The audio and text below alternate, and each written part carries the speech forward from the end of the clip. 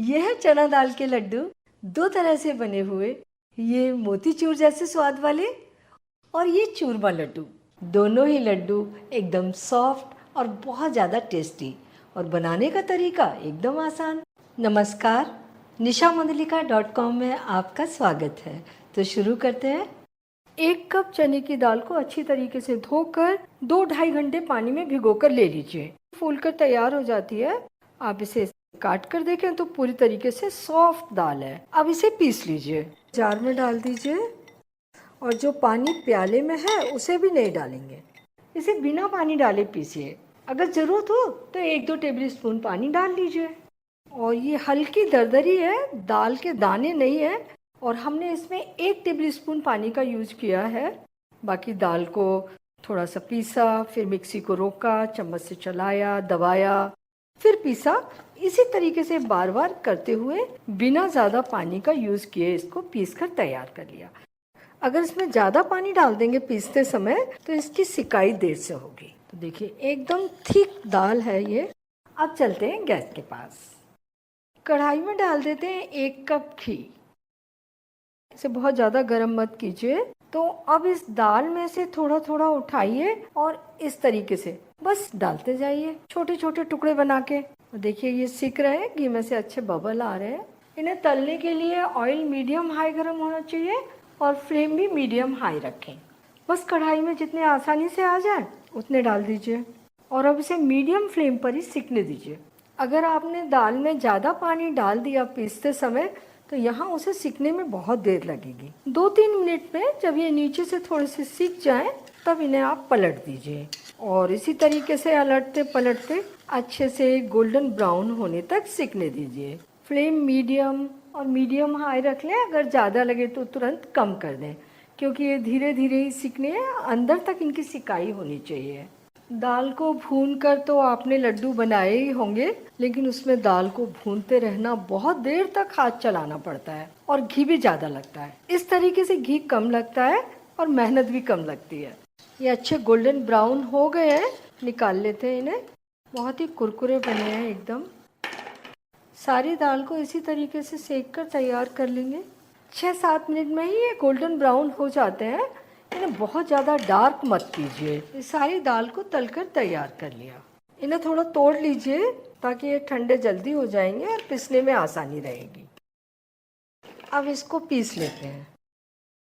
पहले आधा डाल लेते हैं। ये इसे हमने पीस लिया, अच्छे से दाने हैं सॉफ्ट सॉफ्ट। बचे हुए टुकड़ों को भी पीस लेते हैं। ये चूरमा तैयार हो गया। ये घी उसी कप में हमने छान लिया, और देखिए थोड़ा सा ही कप खाली हुआ है। इन्हें तलने में मुश्किल से 50 ग्राम घी लगा है। इसमें से थोड़ा घी कढ़ाई में डाल देते हैं, बाकी बचा हुआ है, जरूरत पड़ेगी तो फिर डाल लेंगे। Flame on. और ये ड्राई फ्रूट 2 टेबल स्पून बादाम कतरन, 2 टेबल स्पून काजू कटे हुए, और 2 टेबल स्पून पिस्ता कतरन। थोड़ा सा इन्हें भून लेते हैं। जब ये भुन जाएंगे तो इनकी खुशबू और टेस्ट बहुत बढ़ जाएगा। ड्राई फ्रूट आप कम ज़्यादा या अपनी पसंद के अनुसार कोई भी ले सकते हैं, या बिना ड्राई फ्रूट के भी इन्हें बना सकते हैं। ये हल्के से भुन गए, और अब डाल देते हैं ये चूरमा। फ्लेम को एकदम धीमा कर दीजिए, जलने नहीं चाहिए ड्राई फ्रूट नीचे से। अब इसे मिलाते हुए 1-2 मिनट इसे भून लीजिए। अच्छी तरह से सारी चीज़ें मिल गई। अब ये 2 टेबल स्पून किशमिश, इन्हें भी काट लिया है, लेकिन इन्हें भूना नहीं है। किशमिश कच्ची ही बहुत अच्छी लगती हैं। और बढ़िया सी खुशबू के लिए ये 5-6 इलायची को कूटकर पाउडर बना लिया। तो ये चूरमा मिक्स बन गया। अब फ्लेम को बंद कर दीजिए और इसके 2 भाग कर दीजिए, क्योंकि मैं लड्डू बना रही हूँ 2 तरह से।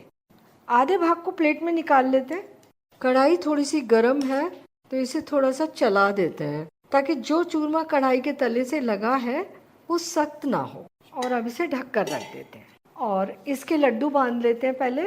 तो इसमें हम मीठे में डाल रहे हैं बूरा। 100 ग्राम बूरा लिया है मैंने। ये आधा कप है, इसमें 80 ग्राम है, और ये 2 टेबल स्पून 20 ग्राम। इसको अच्छे तरीके से मिलाते हैं। ये 100 ग्राम दाल हो गई, इसमें हमने 100 ग्राम ही बूरा डाला है। बूरा आप अपनी पसंद से थोड़ा सा कम ज़्यादा भी कर सकते हैं। बूरे की जगह आप पिसी चीनी भी ले सकते हैं। ये लड्डू बांधने के हिसाब से थोड़ा सूखा लग रहा है, इसमें थोड़ा घी और डालेंगे। तो ये जो घी बचा रखा है इसमें से हमने 2 बड़े चम्मच घी डाल दिया। अच्छे तरीके से मिला देते हैं। बहुत ही टेस्टी लड्डू बनते हैं ये। आपको अगर यहाँ घी कम मिलाना हो तो आप इसमें थोड़ा सा 1-2 टेबल स्पून दूध भी डाल सकते हैं। अब लड्डू बांधते हैं, थोड़ा सा मिक्स उठाते हैं और बाइंड करते हैं। छोटे बड़े आप अपनी पसंद से जैसे चाहे बना लीजिए। ये बन गया चना दाल का चूरमा लड्डू। इस सारे लड्डू बांधकर तैयार कर लिए और ये चूरमा लड्डू तैयार हो गए। इस मिक्स को भी प्लेट में निकाल लेते हैं। अब बनाते हैं बूंदी के स्वाद वाले लड्डू। इसके लिए लेंगे हम आधा कप चीनी, वजन में ये भी 100 ग्राम है, और इसमें डालिए 1/4 कप पानी, चीनी का आधा। Flame on. पहले तो चीनी घुलने तक कुक कर लेते हैं। चीनी घुल चुकी है पानी में, इसे 2-3 मिनट कुक करते हैं, फिर चेक करेंगे। चाशनी से परेशान होने की बिल्कुल ज़रूरत नहीं है। चीनी और पानी नाप कर ले लीजिए और फिर घुलने तक कुक कीजिए। इसके बाद 2-3 मिनट और कुक कर लीजिए।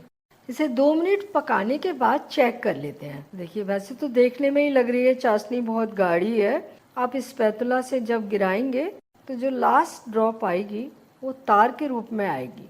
हमारी चाशनी कुक हो गई है और आप चाहे तो इसको थोड़ा ठंडा करने के बाद इस तरीके से हाथ पर लीजिए और ये देखिए अच्छा सा तार बन रहा है। ये बहुत ही कम चाशनी बनाई है, बहुत जल्दी कुक हो जाती है।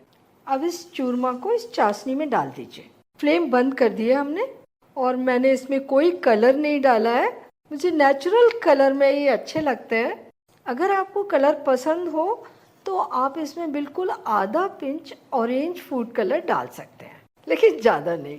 हमेशा ही आप कलर डालें या अपनी मिठाइयों के ऊपर सिल्वर वर्क लगाएं, वो अच्छा नहीं है। ये देखिए अच्छे तरीके से मिक्सिंग हो गई। इसे 5 मिनट के लिए ढककर छोड़ देते हैं ताकि जो चूरमा है वो अच्छे तरीके से चाशनी को सोख करके फूल जाए। और अब इसे चेक करते हैं। चाशनी को सोख कर लिया है, चूरमा फूलकर तैयार है।